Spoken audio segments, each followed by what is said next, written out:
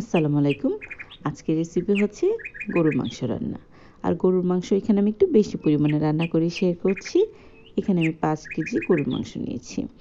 5 KG গরুর মাংস রান্না করা পারফেক্ট একটি রেসিপি আজ শেয়ার করব। আজকে যে মাপটা আপনাদের সঙ্গে শেয়ার করছি, যারা নতুন একটু বেশি পরিমাণে গরুর মাংস রান্না করবেন তাদের জন্য সহজ হবে। এখানে আমি স্বাভাবিক আকারে মাংসটাকে আমি কেটে নিয়েছি। এখানে চর্বি হাড় সব কিছুই নিয়েছি। এখন আমি আস্ত গরম মশলা নিচ্ছি, এলাচ, দারচিনি, তেজপাতা আর লবঙ্গ। এখানে কেজি হিসেবে 4 পিস করে আমি এলাচ নিয়েছি, আর যে পরিমাণ দারচিনি আর লবঙ্গ নিচ্ছি 4 থেকে 5 পিস করে। আদা বাটা দিচ্ছি এখানে সোয়া 2 টেবিল চামচ, আর রসুন বাটাও দিব সোয়া 2 টেবিল চামচ। রসুনটা আমি এখানে ব্লেন্ড করে নিয়েছি, তাই একটু বেশি পরিমাণে দেখাচ্ছে। এখন আমি এর মধ্যে হলুদের গুঁড়ো দিচ্ছি 1 চা চামচ করে।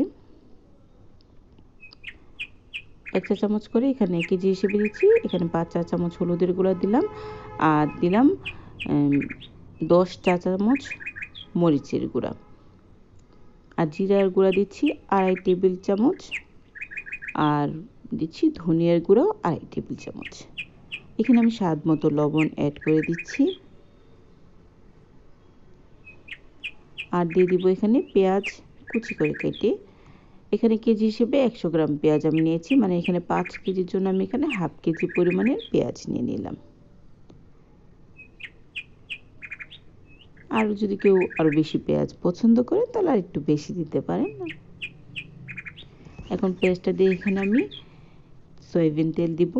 এখানে সয়াবিন তেল আমি অ্যাড করছি 350 থেকে 400 ml এর মতো। এখন যদি গরুর মাংসের মধ্যে চর্বির পরিমাণ বেশি থাকে তাহলে তেলের পরিমাণটা কিছুটা কম দিবেন। এখন আমি হাতের সাহায্যে ভালোভাবে মাখিয়ে নিব। যেহেতু হাতে মাখিয়ে মাংসটা রান্না করা হবে, তাই ট্রাই করতে হবে একটু বেশি পরিমাণে মাংস যেহেতু ভালোভাবে মাখিয়ে নেওয়ার। আমি এখানে মাংসটা ভালোভাবে হাত দিয়ে মাখিয়ে নিলাম। ভালোভাবে মাখিয়ে নিয়ে আমি অল্প কিছুটা পানি অ্যাড করবো। এখানে হাফ কাপের মতো পানি জাস্ট আমি হাতটা ধুয়ে মাংসের মধ্যে দিয়ে দিব। আর যদি মনে করেন যে পানির পরিমাণ একটু বেশি লাগবে, সো তখন আপনারা আরেকটু বেশি পানি অ্যাড করতে পারেন, কিন্তু খুব বেশি পানি অ্যাড না করাই ভালো, কারণ অনেকটা মাংস অনেক পানি উঠবে মাংস থেকেই। এখন আমি এইভাবে ভালোভাবে মাংস ফুললি প্রসেসিং কমপ্লিট করার পর ঢেকে চুলায় বসিয়ে দিব। আর চুলায় বসানোর পর প্রথম 20 থেকে 25 মিনিট হাই হিটে রান্না করব। আর এর মধ্যে অবশ্যই রান্নার মাঝে মাঝে উল্টে পাল্টে দিতে হবে, নয়তো যদি হাঁড়িতে কোনোভাবে লেগে যায় মাংসের টেস্ট অনেকটা নষ্ট হয়ে যাবে। এই যে 20 থেকে 25 মিনিটের মতো আমি রান্নার পর্যায়ে দেখুন কি পরিমাণ মাংস থেকে অনেকটা পানি উঠবে, আরও পানি উঠবে। 20-25 মিনিটে যখন রান্নাটা ধরেন মাংস থেকে পানি ওঠা শুরু হবে, রান্নাটা শুরু হয়ে যাবে, মানে রান্নাটা হচ্ছে, সে পর্যায়ে এসে আমি চুলার তাপের পরিমাণটা কমিয়ে অল্প মানে মাঝারি তাপেই রান্না করব আরও 20 থেকে 25 মিনিট। যারা রেগুলারলি রান্না করেন তারা তো তাপের পরিমাণটা এমনিতেই বুঝতে পারবেন, যারা নতুন জাস্ট তাদের জন্যই বলে দেওয়া।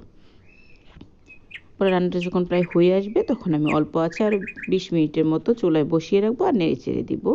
তাহলে আমাদের 5 কেজি গরুর মাংস রান্নাটা কমপ্লিট হয়ে যাবে। এই দেখুন লাস্ট পর্যায়ে আমার মাংসটা আমি এই পরিমাণ ঝোল রেখেছি, মানে কষানো মাংস রেখেছি। আমি আপনাদের সঙ্গে দেখিয়ে শেয়ার করছি। আশা করছি আমার আজকে রান্নার প্রসেসিংটা আপনাদের ভালো লেগেছে। ধন্যবাদ সবাইকে।